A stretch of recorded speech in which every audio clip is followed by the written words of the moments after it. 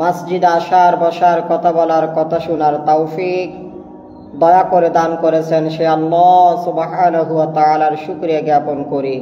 আমরা সকলেই পড়ি আলহামদুলিল্লাহ। দরুদ শরীফ পড়ি।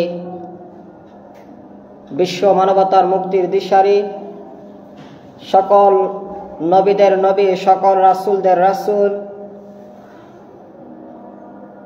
আল্লাহর হাবিব আমার আপনার নবী রাসূল মুহাম্মদ সাল্লাল্লাহু আলাইহি ওয়াসাল্লামের উপর আমরা সকলে পড়ি সাল্লাল্লাহু আলাইহি ওয়াসাল্লাম। সম্মানিত মুসল্লিয়ানে কিরাম, মুরব্বিয়ানে ইজম, আল্লাহ সুবহানাহু ওয়া তাআলা পৃথিবীর শুরু থেকে আমার আপনার নবী রাসূল মুহাম্মদ সাল্লাল্লাহু আলাইহি ওয়াসাল্লাম পৃথিবীতে আসার আগ পর্যন্ত অনেক নবী রাসূল পৃথিবীতে পাঠিয়েছিলেন। তারা নির্দিষ্ট সময় পর্যন্ত পৃথিবীতে ছিলেন, আবার পৃথিবী থেকে বিদায় গ্রহণ করে চলে গিয়েছেন, ঠিক না? এরপর ঈসা আলাইহিস সালামের বিদায়ের বহুদিন পর, বহু বছর পর, বহু শতাব্দীর পর আমার আপনার নবী মুহাম্মদ সাল্লাল্লাহু আলাইহি ওয়াসাল্লামকে আল্লাহ সুবহানাহু ওয়া তাআলা পৃথিবীতে পাঠিয়েছেন। পৃথিবীতে পাঠানোর পর ভালোবেসে, দয়া করে, মায়া করে হাবিব বলে ঘোষণা দিয়ে ক্রমান্বয়ে ধারাবাহিকভাবে 5টি রাত উপহার দিয়েছেন। এই 5টি রাতের মধ্যে একটি রাত হলো আজকের রাত, আমাদের ভাষায় শব বরাতের রাত, আল্লাহর হাবিব মুহাম্মদ সাল্লাল্লাহু আলাইহি ওয়াসাল্লামের ভাষায় নিসফু শাবান, নিসফু শাবান অর্থাৎ শাবান মাসের 14 তারিখের দিবাগত রাত। সুবহানাল্লাহ। 5 রাতের মধ্যে একটি রাত হলো রজব মাসের প্রথম রাত, আমাদের নিকট থেকে চলে গিয়েছে। আরেকটি রাত হলো শাবান মাসের 14 তারিখের দিবাগত রাত, আজকে যে রাতটি আসতেছে সেই রাত, এটি আমাদের নিকট থেকে বিদায় নিবে আজকে। এরপর আসতেছে শব কদরের রাত, রমজান মাসের 26 তারিখের দিবাগত রাত। এরপর আসতেছে শাওয়াল মাসের প্রথম রাত, অর্থাৎ আমরা যে রাতকে 7 রাত বলি, ঈদের রাত। এরপর আরেকটি হলো জিলহজ মাসের 10 তারিখে, যেটা আমরা কোরবানির রাত বলি, ওই রাতটি। এই 5টি রাত আল্লাহ সুবহানাহু ওয়া তাআলার পক্ষ থেকে আল্লাহর হাবিব মুহাম্মদ সাল্লাল্লাহু আলাইহি ওয়াসাল্লামের প্রতি বিশেষ দয়া, বিশেষ অনুগ্রহ, বিশেষ পুরস্কার, বিশেষ ছাড়। তো আজকের রাত আমাদের কাছে আসবে, আমরা যদি বেঁচে থাকি, আল্লাহ যদি আমাদেরকে দয়া করে হায়াত দেয়, সুস্থ রাখে, আমরা পাবো, ঠিক কিনা? আজকে রাতের গুরুত্ব সমূহের মধ্যে অন্যতম গুরুত্ব হলো আজকে রাতে আল্লাহ সুবহানাহু ওয়া তাআলা তার মুমিন মুসলমান বান্দাদেরকে সাধারণ ক্ষমা ঘোষণা করবে। সুবহানাল্লাহ। শুধু মুমিনদের, মুসলমানদের, অন্য কাউকে নয়। শুধু যেমন আমার আপনার নবী মুহাম্মদ সাল্লাল্লাহু আলাইহি ওয়াসাল্লাম যখন বিদায় হজের সময় মক্কা নগরীতে গিয়েছিলেন, তখন বলেছিলেন এই কাবাগরের ভিতরে যারা থাকবা শুধুমাত্র তারাই নিরাপদ, আবু সুফিয়ানের বাসায় যারা থাকবা শুধুমাত্র তারাই নিরাপদ, এই এরিয়াটুকুর মধ্যে যারা থাকবা শুধুমাত্র তারাই নিরাপদ। লা তাসরিবা আলাইকুমুল ইয়াওমা, আজকে আমি কারো কোনো প্রতিশোধ নেব না, শুধুমাত্র এই জায়গাগুলোতে যারা আছো তারা, বাকিদেরকে নয়। ঠিক আজকে রাতটা হলো ওই রকম, এক শ্রেণীর মানুষের জন্য সাধারণ ঘোষণা। সুবহানাল্লাহ। ওই শ্রেণীর মানুষের নাম হলো মুমিন মুসলমান। যারা মুমিন তারা আজকের রাতে আল্লাহর পক্ষ থেকে সাধারণ ক্ষমা পাবে। সুবহানাল্লাহ। তারা চাইলেও ক্ষমা পাবে, না চাইলেও ক্ষমা পাবে, কারণ আজকের এটা আল্লাহর বিশেষ দয়া, এটা চাওয়ার বিষয় নয়, এটা আল্লাহ দেবে। যে ফেরেশতাদেরকে বলে দিয়েছে গোটা দুনিয়ার যেই প্রান্তে হোক, গোটা দুনিয়ার যে জায়গায় হোক, হোক মসজিদে, হোক হাসপাতালে, হোক মসজিদে, হোক হাসপাতালে, হোক আইসিইউতে, হোক বিমানে, হোক রিক্সাতে, হোক ঠেলাগাড়িতে, হোক কর্মস্থলে, হোক পাহাড়ে, হোক জমিনে, যে জায়গায় আমার মুমিন বান্দারা আছে, আমার হাবিবের মুমিন উম্মতারা আছে, তারা আজকে রাতেই আমার পক্ষ থেকে ক্ষমা পাবে। সুবহানাল্লাহ, সুবহানাল্লাহ, সুবহানাল্লাহ। তো আল্লাহ সুবহানাহু ওয়া তাআলা বলতেছে যে আল্লাহর হাবিব হাদিস নিয়ে আসছেন, তিনি বলতেছে ইন্নাল্লাহা তাআলা ইয়াগফিরু, নিশ্চয় আল্লাহ সুবহানাহু ওয়া তাআলা ক্ষমা করবে লিজামিল মুসলিমিনা, সকল মুসলমানদেরকে। সুবহানাল্লাহ।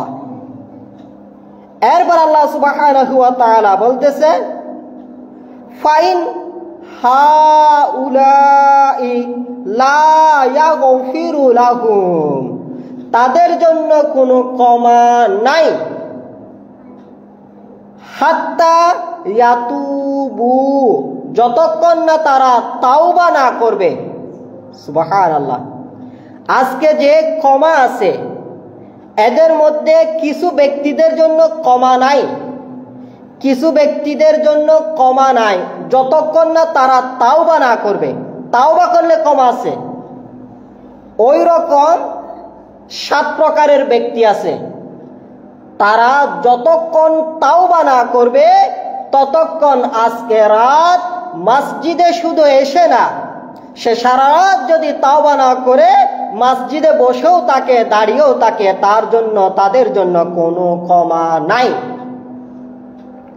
ওই রকম বদনসিব ওয়ালা, ওই রকম দুর্ভাগ্যবান ব্যক্তি, ওই রকম হতভাগ্যবান ব্যক্তি, ওই রকম আল্লাহ সুবহানাহু ওয়া তাআলার অভিশপ্ত শয়তানের দূষর ব্যক্তিদের মধ্যে আমি, আপনি, আমরা আছি না নাই? জানার আছে, ঠিক কিনা?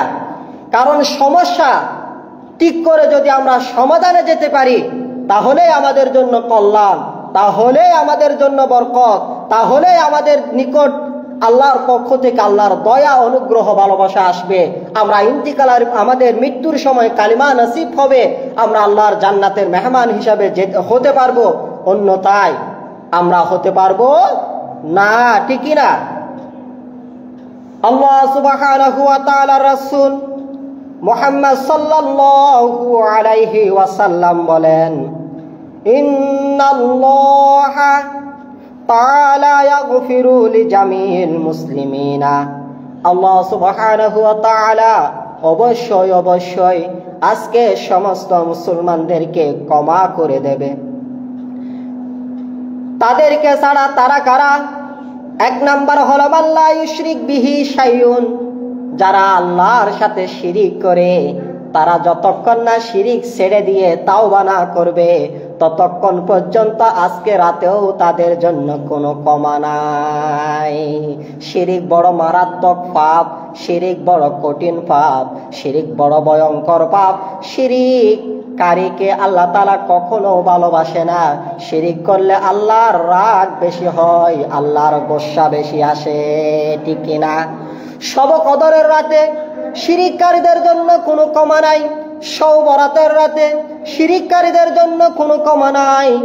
শবে মেরাজের মাসের রজব মাসের 1ম তারিখে শিরিককারীর জন্য কোনো ক্ষমা নাই। 2 ঈদের 2 রাতে শিরিককারীদের জন্য কোনো ক্ষমা নাই।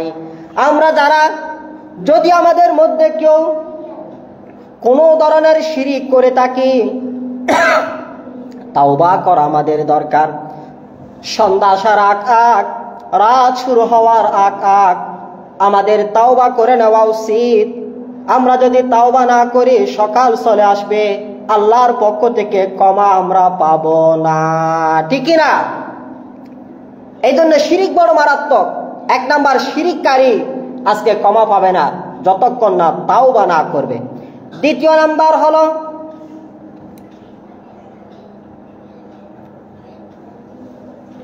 সাহিরুন, জাদুকর। যারা জাদু করে, জাদুকর আছে না নাই, জাদু করে, যারা জাদু করে তাদেরকে আল্লাহ তাআলা আজকে ক্ষমা করবে না যতক্ষণ না তারা জাদুগিরি ছেড়ে দিয়ে আল্লাহর দরবারে তাওবা না করবে।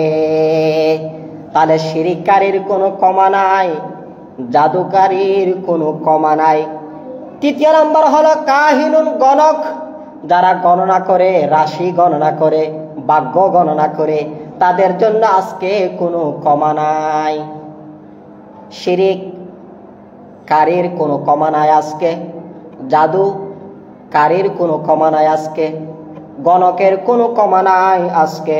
চতুর্থ নাম্বার হলো মুশাহিনুন, হিংসুক, যারা হিংসা করে, যতক্ষণ না হিংসা ছেড়ে দিয়ে তাওবা না করবে ততক্ষণ তাদের জন্য কোনো ক্ষমা নাই। আপনি মসজিদে আসলেও ক্ষমা নাই, না আসলেও ক্ষমা নাই, ঘুমালেও ক্ষমা নাই, না ঘুমালেও ক্ষমা নাই, কোরআন তেলাওয়াত করলেও ক্ষমা নাই, নফল নামাজ পড়লেও ক্ষমা নাই, মিলাদ কিয়াম করলেও ক্ষমা নাই।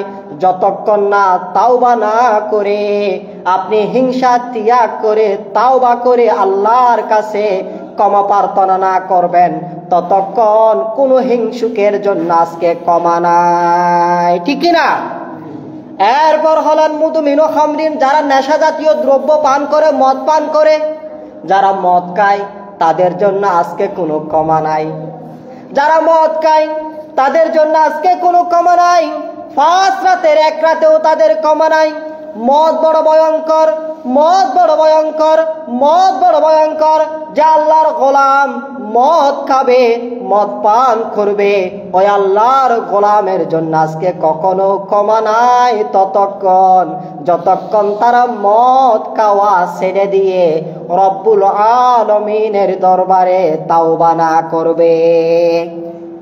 এরপর হলেন আকুল্লিল ওয়ালিদাইন, মা বাবার অবাধ্য সন্তান।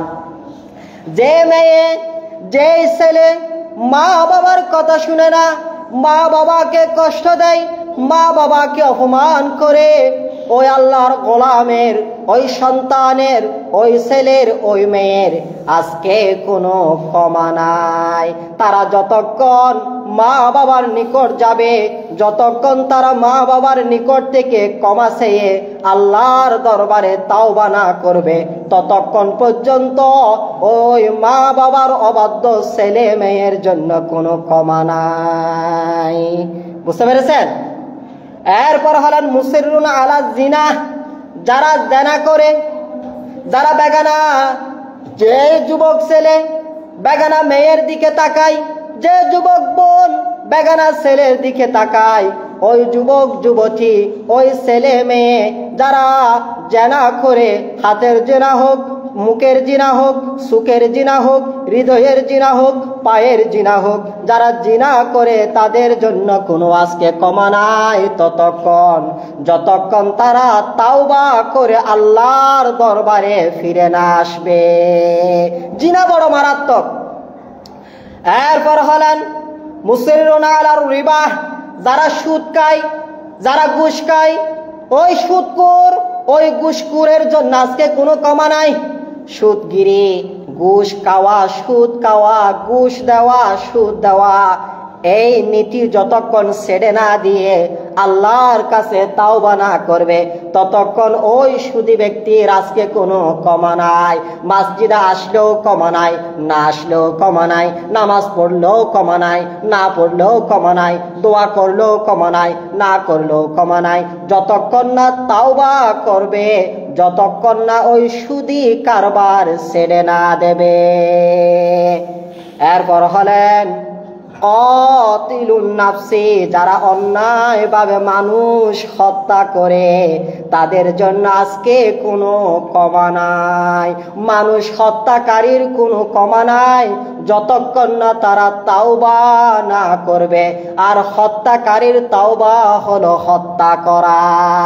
আপনি আমাকে হত্যা করেছেন আর আপনাকে আমি হত্যা করব সমানে সমান। যদি আমি মাফ করে দিই ভালো কথা, আমাকে তো মেরে ফেললেন, আমি কেমনে মাফ করব, ঠিক কিনা? আমার পরিবারের সদস্যদের আপনারা আপনার বিচার করবে, আপনাকেও মেরে ফেলবে। যদি পরিবার মাফ করে দেয়, মাফ হতে পারে। অর্থাৎ আপনার উচিত পরিবারের কাছে গিয়ে মাফ চেয়ে নেওয়া। পরিবারের কাছে গিয়ে মাফ চেয়ে নেওয়াটাই হলো মানুষ হত্যার তাওবা। যার সাথে অন্যায় হয়েছে তার কাছে গিয়ে ক্ষমা চাইবে, তাকে না ফেলে তার দায়িত্ব যারা ছিল, তার দায়িত্বে যারা ছিল তাদের কাছে গিয়ে ক্ষমা চাইবে। তারা ক্ষমা করে দিলে মাফ, ক্ষমা না করলে শাস্তি তাদের নিকট থেকে যেভাবেই তারা দেবে সেভাবেই গ্রহণ করবে। এটাই হলো তাওবা। বুঝতে পেরেছেন? এই 7 প্রকার মানুষ আজকে ক্ষমা পাবে না। তাহলে 7 প্রকার মানুষ কারা কারা? 1 নাম্বার শিরিককারী, 2 নাম্বার হলো জাদুকর, 3 নাম্বার হলো গণক, 4 নাম্বার হলো হিংসুক, 5 নাম্বার হলো মদ পানকারী, 6 নাম্বার হলো মা বাবার অবাধ্য সন্তান, 7 নাম্বার হলো জেনাকারী, 8 নাম্বার হলো সুদ ঘুষ খাওয়া ব্যক্তি, 9 নাম্বার হলো মানুষ হত্যাকারী। এই পাপগুলো যাদের আছে তাদের কোনো ক্ষমা নাই ততক্ষণ যতক্ষণ তারা তাওবা না করবে, অর্থাৎ যতক্ষণ তারা এই পাপগুলো ছেড়ে না দেবে। আজকে তাদের জন্য কোনো মাফ নাই। হ্যাঁ, মসজিদে আসতে পারে, মাকে বাসায় কষ্ট দিয়ে মসজিদে এসে আপনার লাভটা কি? আপনি জিনাকার, তাওবা করেন নাই, মসজিদে আপনার ফায়দাটা কি? আপনি মদ পান করেন, এখনো তাওবা করেন নাই, মসজিদে এসে আপনার লাভটা কি? আপনি শিরিক করেন, আপনি মুশরিক, তাওবা করেন নাই, মসজিদে আপনার কল্যাণ কি? আপনি জাদু করেন, আপনি গণনা করেন, আপনি মা বাবার অবাধ্য সন্তান, আপনি সুদ খান, আপনি ঘুষ দেন, সুদ দেন, ঘুষ নেন, আপনি মানুষ হত্যা করেন, আপনি জিনা করেন, আপনার জন্য আজকে কোনো ক্ষমা নাই। যদি ক্ষমা পেতে চান এই সব পাপগুলো আপনাকে ছেড়ে দিতে হবে, ঠিক কিনা? সব পাপগুলো যতক্ষণ ছেড়ে দেবেন না ততক্ষণ আপনার জন্য কোনো ক্ষমা আল্লাহ তাআলা রাখবে না। এগুলো আল্লাহ তাআলার ওয়াদা। কার ওয়াদা? আল্লাহর ওয়াদা। আমি আল্লাহর বান্দা, শবে বরাতের ফয়েজ আমি নিতে চাই, শবে কদরের ফয়েজ আমি নিতে চাই। শবে বরাতের রাতের মতো গুরুত্বপূর্ণ রাতে আমি ক্ষমা পেতে চাই, শবে কদরের রাতের মতো গুরুত্বপূর্ণ রাতে আমি ক্ষমা পেতে চাই। কিন্তু শবে কদর আসলো, শবে বরাত আসলো, শবে কদর গেল, শবে বরাত গেল, আমার খাসিয়তের, আমার চরিত্রের, আমার আদর্শের কোনো পরিবর্তন হলো না। অর্থাৎ শবে কদর যাদেরকে পরিবর্তন করবে, শবে বরাত যাদেরকে পরিবর্তন করবে, তাদের ভিতর আমি হতে পারে নাই, ঠিক কিনা? যেমন কিছুদিন আগে মাহফিল গিয়েছে কিনা? মাহফিল যায় নাই। মাহফিল গিয়েছে সাতকানিয়া গারাঙ্গিয়া থেকে, আল্লাহর অনেক গোলাম এসেছে, আসে নাই? এসেছে। আমরা দুপুরে খাবার খেয়েছি, খাই নাই? খাবার খেয়েছি, সব করেছি, কিন্তু মাহফিলে আমরা সময় দিতে পারি নাই। খাওয়ার সময় আমার ছিল, মাহফিলে বসার সময় আমার ছিল না, ঠিক না? খাওয়ার সময় আমার ছিল, মাহফিলে বসার সময় আমার ছিল না। খাওয়ার সময় আমি বিবেচনা করি না এটা কোন দল, মাহফিলের সময় আমি বিবেচনা করেছি এটা কোন দল, ঠিক কিনা? খাওয়ার সময় আমরা সবাই ঠিক, দিন মানার সময় আমরা বেঠিক। এগুলো সব হলো মুনাফিকি, সব হলো বন্ডামি, সব হলো ভ্রষ্টতা। সবার যেখানে আমরা সবাই সেখানে, দিন যেখানে আমরা নাই সেখানে। এগুলো নীতি নয়, এগুলো আদর্শ নয়, এগুলো হলো হিংসা, এগুলো হলো বিদ্বেষ, এগুলো হলো শয়তানিয়াত, ঠিক না? এটা হলো মূল বিষয়। কেন? এতগুলো আলেম তো আমরা চাইলেও আনতে পারবো না, অনেক টাকা দরকার হয়, আমারও সময় সুযোগ হতে হয়, যারা আসবে তাদেরও সময় সুযোগ হতে হয়। হয়তো আমার সময় আছে, মেহমানদের সময় নাই, অথবা মেহমানদের সময় আছে, আমার এখন সামর্থ্য নাই, ঠিক কিনা? চাইলেও পারাও যায় না। আল্লাহ তাআলা চেয়েছে, তারা এসেছে, আমরা তো সবাই মিলে তাদেরকে সম্মান দিতে পারি নাই। এটাই হলো ঠিক না। এগুলো হলো বেঠিক কাজ, এগুলো নীতি নৈতিকতার বিপরীত কাজ। এইরকম নীতি নৈতিকতার বিপরীত কাজ করে আমরা কখনো ভালো হতে পারবো না আল্লাহর দরবারে, ঠিক কিনা? তাহলে আজকে কমা নাই 7 শ্রেণীর মানুষের, 9 শ্রেণীর মানুষের কোনো কমা নাই। যারা শিরিক করবে সব বরাতে তারা মসজিদ আসুক বা না আসুক তাদের জন্য কমা নাই। যারা জাদু করে, জাদু করে মানুষকে কষ্ট দেয়, জাদু করে মানুষের পকেট থেকে টাকা হাতিয়ে নেয়, তাদের জন্য আজকে কোনো ক্ষমা নাই।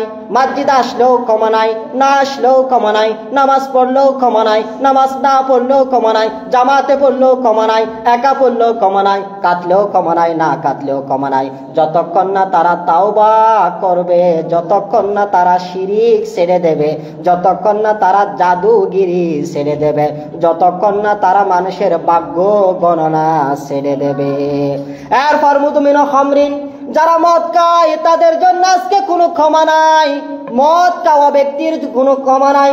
মদ খাওয়া ছেড়ে দিয়ে তাওবা না করবে যতক্ষণ, ক্ষমা নাই আজ রাতে তাদের জন্য ততক্ষণ। মদ খাবেন, আবার আপনি বলবেন আমি জামাতে নামাজ আদায় করে আল্লাহর কাছে কেঁদেছি, আল্লাহ আপনার সবগুলো দেখেছে কিন্তু কবুল করে নাই। কেন আপনারটা আল্লাহ কবুল করবে? আপনি তো আল্লাহরটা কবুল করেন নাই, ঠিক কিনা? আল্লাহরটা আপনি কবুল করলে আপনারটা আল্লাহ কবুল করত। আমরা সমাজে একটা কথা বলি, তুদিয়ে রে মুদিয়ে, নুদিয়ে রে খিদিয়ে, ঠিক কিনা? আমরা এটা একটা কথা বলি না, তুদিয়ে রে মুদিয়ে, নুদিয়ে রে খিদিয়ে, ঠিক কিনা? আপনি আল্লাহ বলেছেন ছেড়ে দাও, আপনি ছেড়ে দেন নাই, এখন আল্লাহকে বলতেছেন ক্ষমা করো। আল্লাহ বলবো যে ক্ষমা করব না, একটু আগে আমি যেটা দিয়েছি সেটা নাও না, এখন যেটা দিচ্ছ সেটা কেন নেব, ঠিক কিনা? এটা তো আমরা সমাজে দেখাই, ঠিক কিনা? এটা তো বাস্তব আমাদের ভিতরে আছে। আমরা অনেক সময় আমি কাউকে যখন ডাকি, ভাই আমাকে একটু সহযোগিতা করো, তখন সে আমাকে বলে ভাই আজ থেকে 3 দিন আগে আমি বিপদে পড়ে তোমার কাছে সহযোগিতা চেয়েছিলাম, তখন তো তুমি আমাকে সহযোগিতা করো নাই, আজকে আমিও তোমাকে সহযোগিতা করব না। আমরা বলি সাধারণত সমাজে, আই ডেকি দি তুনু আইও তু ডেকু যা আই কিনলে যেও মারা হইনি না হয়। ঠিক আল্লাহর কথাও সেরকম। একটু আগে আমি বলেছি মদ ছেড়ে দাও, তুমি ছেড়ে দাও নাই, এখন আমাকে বলতেছে ক্ষমা করে দাও, আমিও ক্ষমা করব না। সমান সমান। কিয়ামতের দিন আল্লাহ তাআলা ঠিক সেরকম বলবেন। রব্বুল আলামিন বলবে আল-ইয়াওমা নানসাকা কামা নাসিতুম, বান্দা দুনিয়াতে তোমরা আমাকে যেভাবে ভুলে গিয়েছিলে, হাসরের ময়দানেও আমি আল্লাহ সেভাবে তোমাদেরকে ভুলে গিয়েছি। দুনিয়াতে আমি ডেকেছিলাম, আমার ডাকে সাড়া দাও নাই, হাসরে তোমরা আমাকে ডাকবা, তোমাদের ডাকেও আমি কোনো সাড়া দেব না। সমান সমান। এই জন্য আমরা যারা আজকে দয়া পেতে চাই, ক্ষমা পেতে চাই, মসজিদ আসলেও ক্ষমা পাবেন, ঘুমালেও ক্ষমা পাবেন, না ঘুমালেও ক্ষমা পাবেন, হাসপাতালে থাকলেও ক্ষমা পাবেন, বিমানে থাকলেও ক্ষমা পাবেন, যেখানেই থাকেন না কেন আপনি ক্ষমা পাবেন। তবে আপনাকে মোমেন হতে হবে, আপনাকে মুসলমান হতে হবে। আপনি মোমেন না হয়ে, মুসলমান না হয়ে, এই 9 প্রকার গুনাহ আপনার ভিতরে রেখে আপনি মসজিদে আসলেও ক্ষমা নাই, আর এই গুনাহগুলো আপনার ভিতরে না থাকলে আপনি মসজিদে না আসলেও ক্ষমা পাবেন, ঠিক না? ক্ষমার জন্য মসজিদে আসা, এটাই যদি ক্ষমার বিষয় হয়, তাহলে হাসপাতালে রোগীদেরকে ক্ষমা করবে কে, ঠিক না? হাসপাতালে অনেক রোগী আছে না, তো যদি মসজিদে আসলেই ক্ষমা হয়, মসজিদে আসে নাই এমন অনেক মহিলারা বাসায় আসে না নাই, তাদের কি ক্ষমা নাই? অবশ্যই আছে। আল্লাহ তাআলা আজকের ক্ষমা মসজিদের সাথে সম্পৃক্ত করে নাই, আজকের ক্ষমা সম্পৃক্ত করেছে ঈমানের সাথে। ঈমান রাখে যে ক্ষমা পাবে সে, ঈমান আছে যার ক্ষমা আছে তার, ঈমান রাখে যারা ক্ষমা পাবে তারা, ঈমান রাখে না যারা ক্ষমা পাবে না তারা।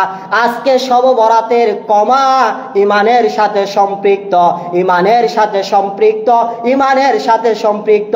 ঈমান রাখে যারা ক্ষমা পাবে তারা, মুশরিক যারা ক্ষমা পাবে না তারা, হিংসুক যারা ক্ষমা পাবে না তারা, মদকুর যারা ক্ষমা পাবে না তারা, সুদকুর যারা ক্ষমা পাবে না তারা, ঘুষখোর যারা ক্ষমা পাবে না তারা, জানাকুর যারা ক্ষমা পাবে না তারা, হিংসুক যারা ক্ষমা পাবে না তারা, মা বাবার অবাধ্য যারা ক্ষমা পাবে না তারা।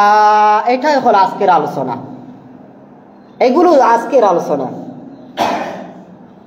আমি তো খুব অবাক হয়ে গিয়েছি, এত বড় একটা আয়োজন হয়েছে। আমি অবাক হয়ে মনে মনে ধারণা করছিলাম যে আজকে তো মাহফিলের মাঠে কোনো জায়গায় দিতে পারবো না। দুপুরবেলা যতগুলো মানুষ দেখেছি মনে হয়েছে যে মাহফিলে যে একটা প্যান্ডেল আছে এই প্যান্ডেলে মানুষ সংকুলন হবে না, এতগুলো মানুষ খাবারে আসে। সবাই আশা করি মাহফিলে আসবে, কিন্তু মাহফিলের সময় দেখেছি খাবার সময় যতগুলো, মাহফিলের সময় তার 4 বা 5 বা 10 ভাগের 1 ভাগও নাই। কেন? কেন?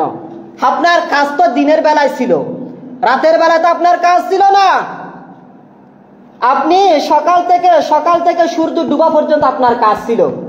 আপনি বাগানে গিয়েছেন, আপনি কাজকর্ম করেছেন, সব আপনার। তো সূর্য যতক্ষণ আপনার কাজ ছিল ততক্ষণ, সূর্য নাই আপনার কোনো কাজ নাই, ঠিক কিনা? আমরা তো সূর্যের সাথে আমাদের কাজের সম্পৃক্ততা, কিন্তু সূর্য নাই তখনও আমরা মাহফিল আসি নাই। গারাঙ্গের বড় হুজুরের ছেলে এসে আরেকটা আমরা অন্যায় করেছি। আল্লাহ তাআলা কতদিন রিজিক রাখে জানি না, আর জীবনেও এটা কেউ করবেন না। কি? মুনাজাতের সময় খাবার দেওয়া নেওয়া কখনো করবেন না। মাহফিলের চেয়ে মুনাজাতের গুরুত্ব 1 লক্ষ গুণ বেশি গুরুত্বপূর্ণ। মাহফিলে কথা হয় শ্রোতা এবং বক্তার সাথে, ঠিক কিনা? এটা করবা, এটা দিবা, এটা নিবা, এটা করবা না, এটা বক্তা এবং শ্রোতার সাথে সম্পৃক্ততা, ঠিক কিনা? আর মুনাজাতটা হলো আল্লাহর সাথে সম্পৃক্ততা, ঠিক কিনা?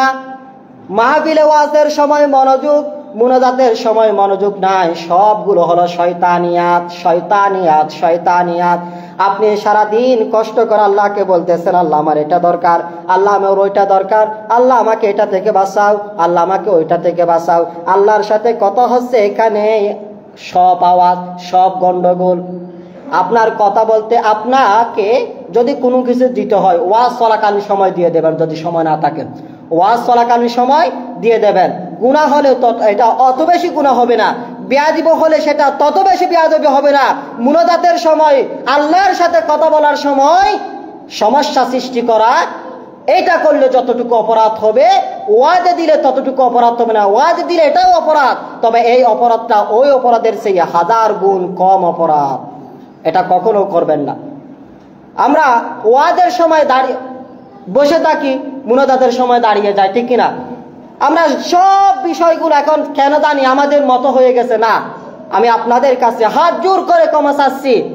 আমার কথা কেউ যদি কষ্ট পেয়ে থাকেন আমাকে ক্ষমা করে দেবেন, তবে আমি করজোড়ে বিনীত অনুরোধ করব, আর কখনো যতদিন বেঁচে থাকবেন কোন অনুষ্ঠানে যখন মুনাজাত হয় তখন কোনো খাবার নাই, যখন মুনাজাত হয় তখন কোনো কথা নাই, যখন মুনাজাত হয় তখন কোনো নড়াচড়া নাই।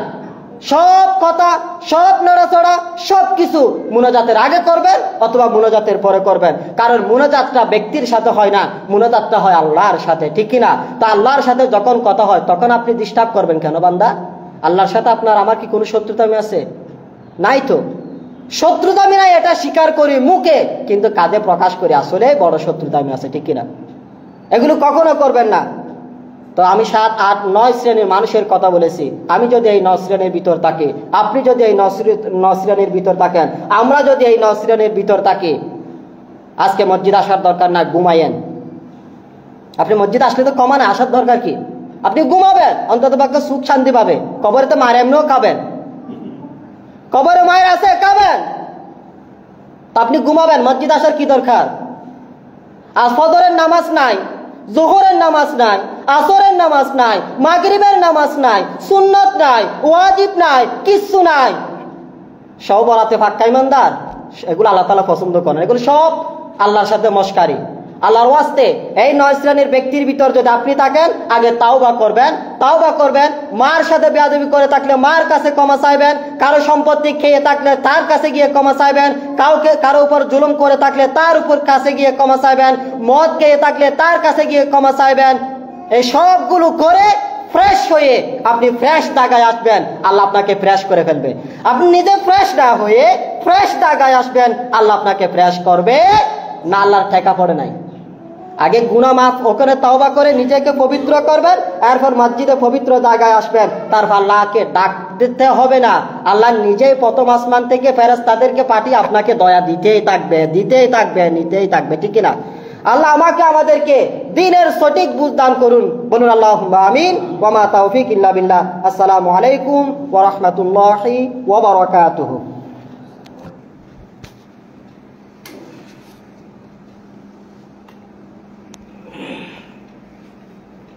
সুন্নাত পড়লাম।